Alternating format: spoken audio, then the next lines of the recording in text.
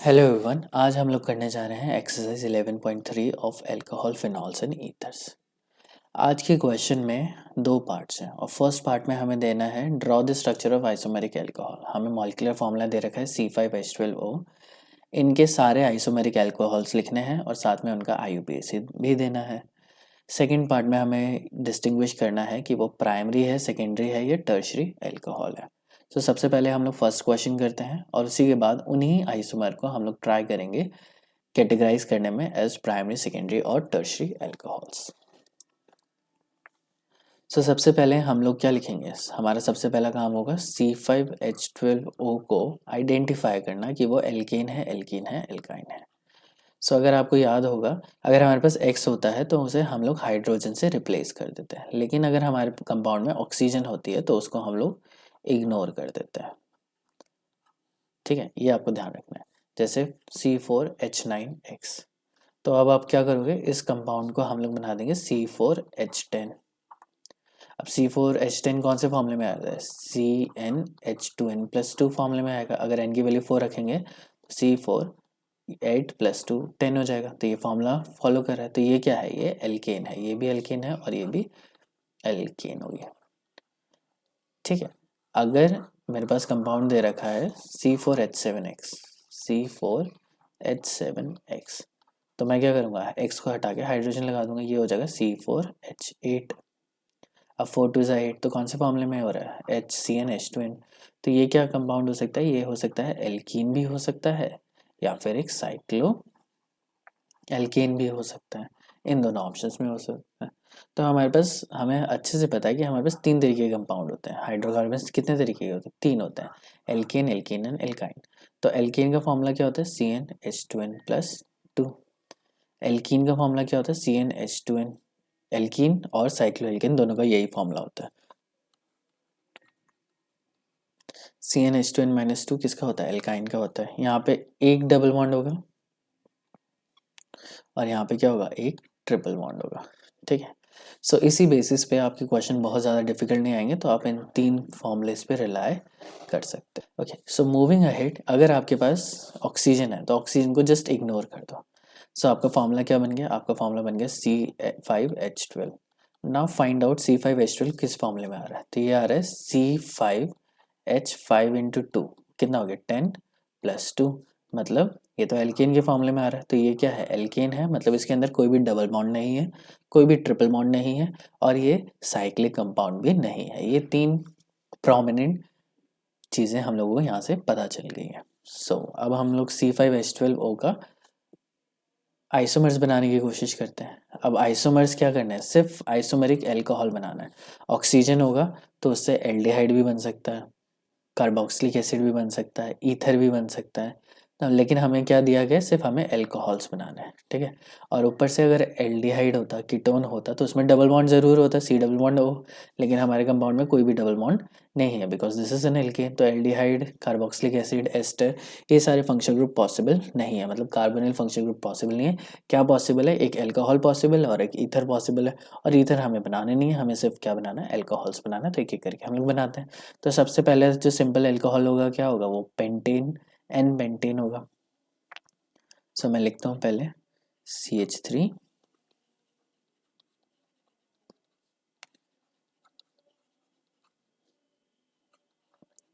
ठीक है, ये है, इसका नाम क्या है, 1 पेंटेन 1। और इसका तो IUPAC हमें समझ में आ गया। अब ये जो OH है, पहले आप देख लो, 5 कार्बन है, 3 4 5 6 7 8 9 10 11 12, तो ये फॉर्मूला कर रहा है। अब इसमें से जो OH है ना, वो कौन सी पोजीशन पे, इधर है। तो अगर मैं पेंटेन बनाऊँ, पेंटेन के मैं नॉर्मल निकाल लेता हूँ कि आइसोमर्स मेरे क्या क्या बन सकते हैं।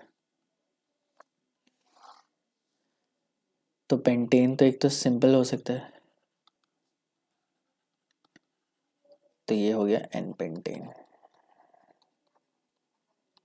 अब मैं इसका आइसोमर बना सकता हूँ, CH3 को इधर लगा सकता हूँ, तो CH3 CH CH3 CH2 CH3, तो ये क्या हो गया, 2 मिथाइल ब्यूटेन, एक ये आइसोमर हो सकता है। ठीक है, और एक CH3 को मैं इधर लगा सकता हूँ, CH3 CH3 CH3 CH3। ये क्या हो गया, नियोपेंटेन बोलते हैं हम लोग इसे, याद ही होगा आपको। या फिर इसको बोलेंगे 2 dimethyl pentane. So overall pentane के इतने ही आइसोमर हो सकते हैं, लेकिन जब हम लोग इसमें अल्कोहल लगाएंगे ना तो हमारे और भी ज़्यादा आइसोमर्स बन के निकल जाएंगे। तो आप देखो, एक तो अल्कोहल इस पोजीशन पे लग सकता है और इस पोजीशन पे लगता है, दोनों सेम है। एक इस पे लग सकता है, एक इस पे लग सकता है और एक इस पे लग सकता है। तो ओवरऑल हमारे निकल जाएंगे 3। तो मैं इसको देखता हूँ, जैसे ये ए हो गया और इधर भी लगाएंगे तो ये भी ए होगा, इधर लगाऊंगा तो बी हो जाएगा दोनों साइड पे, और इधर लगाऊंगा तो सी हो जाएगा। तो एन पेंडेन से मुझे 3 आइसोमर मिल जाएंगे। तो OH को मैं 2 पे लगाता हूँ, CH3 और यहाँ पे आ गया OH। इसका नाम क्या है, पेंटेन 2 ऑल। फिर C का क्या होगा, OH इधर आ जाएगा, CH3 CH2 CH CH2 CH3 और यहाँ पे आ गया OH। अब ये हो गया पेंटेन 3 ऑल। अब मैं इसे इधर लगाऊंगा तो ये पेंटेन 2 ऑल हो जाएगा, अगर OH को इधर लगाऊंगा तो पेंटेन 1 ऑल हो जाएगा। वो सब हमारे हो चुके हैं। तो ओवरऑल 3 आइसोमर मैंने यहाँ पे आपके लिए बना दिए हैं, किससे, जिसमें स्ट्रक्चरल क्या होगा, पेंटेन ही होगा। अब फर्स्ट से हमें 3 मिल गए, अब सेकंड से देखते हैं हमारे पास कितने मिल सकते हैं और इसमें कितनी अनइक्विवेलेंट कार्बन्स है। तो अगर मैं इधर लगाता हूँ तो ये A हो जाएगा, और अगर मैं इधर लगाऊंगा तो A होगा, नहीं होगा, क्योंकि ये और ये इक्विवेलेंट नहीं है, क्योंकि इसमें इस पे कार्बन CH3 नहीं है लेकिन इधर है। इस पे लगाऊंगा तो ये B हो जाएगा, इस पे लगाऊंगा तो C, इस पे लगाऊंगा तो D और ये भी D होगी। तो मतलब अगर 2 मिथाइल ब्यूटेन से बनाया जाए तो हमें 4 आइसोमर यहाँ पे मिल जाते हैं। तो 3 तो हमें यहाँ मिल गए, 4 हमें कहाँ मिल जाएंगे, यहाँ मिल जाएंगे। 4 5 6 7 हो गए। अब थर्ड वाले में देखो कितनी अनइक्विवेलेंट है, सॉरी कितनी इक्विवेलेंट कार्बन्स हैं। ए ये है, ये भी ए है, ये भी ए है और ये भी ए है। तो मतलब चारों की चारों जो कार्बन है इसके ऊपर CH3 से जो जुड़ी हुई है वो सिमेट्रिकल है, और बीच वाली कार्बन पे लग नहीं सकता। तो एज अ रिजल्ट हमारा क्या होगा कि यही एक कंपाउंड बच जाएगा। तो इससे हमें मिलेगा एक आइसोमर। सो ओवरऑल जो हमारे आइसोमर होंगे 3 + 4 + 1 विच इज इक्वल्स टू 4 + 4 8। तो हमें 8 तरीके के आइसोमर बन जाएंगे। पहले वाले से तो मैंने लिख ही दिया है, अब बाकी 2 से आप लिखने की कोशिश करो। मैं यहाँ पे ब्यूटेन लिखता हूँ फिर से, 2 मिथाइल ब्यूटेन। अब एक एक करके इनके आइसोमर बनाते हैं। C तो हो गया था, अब D करते हैं। तो पहले मैं इस पे लगाता हूँ, इस पे लगाता हूँ, ठीक है। तो CH3 CH CH3 CH2 CH2 OH, ये D हो गया। फिर E देखते हैं, अब OH को अब नेक्स्ट वाली पे लगा जाओ,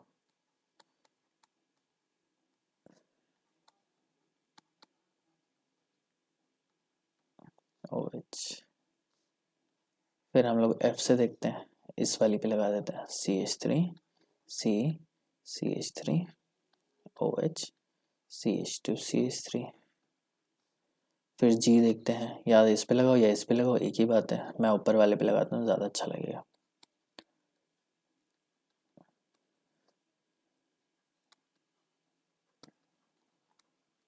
ये हो गया, ठीक है। अब हमारा नेक्स्ट क्या बचा, हमारा प्रोपेन वाला बचा, CH3 C CH3 CH3 CH3।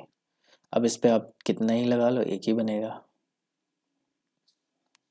इधर एक H आ जाएगा, CH3 C CH3 CH2OH and CH3। अब पिछले 3 का तो हम लोगों ने नॉमेनक्लेचर कर दिया था, अब इनका कर देते हैं, 1 2 3 4। तो इसका क्या होगा, 3 मिथाइल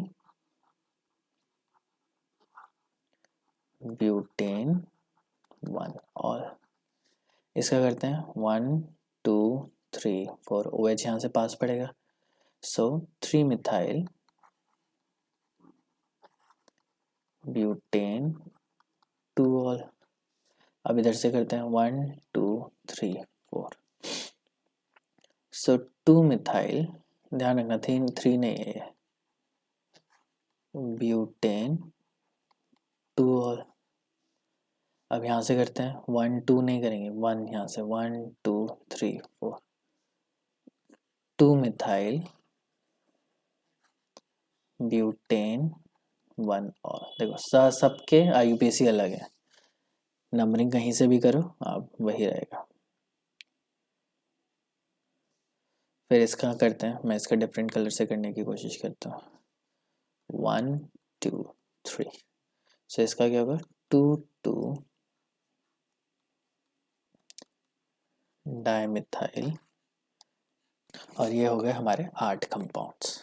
तो हमारा फर्स्ट क्वेश्चन तो हो गया, draw the structure of isomeric alcohol with molecular formula C5H12O और इसके IUPAC।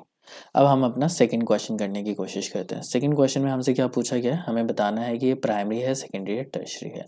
और मुझे लगता है कि अब तक आपको समझ में आ ही गया होगा कि प्राइमरी कौन सा होता है, सेकेंडरी कौन सा होता है, टर्शरी कौन सा होता है। अगर एक एल्काइल ग्रुप लगा हो एक तो प्राइमरी, 2 लगे हो तो सेकेंडरी और 3 लगे हो तो टर्शरी।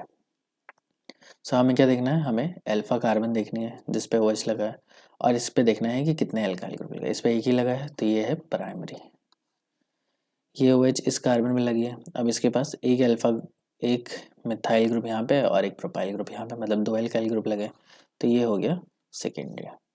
इस पे देखते हैं, ये अल्फा कार्बन एक एल्काइल इधर लगा है, एक एल्काइल इधर लगा है तो ये भी क्या है सेकेंडरी।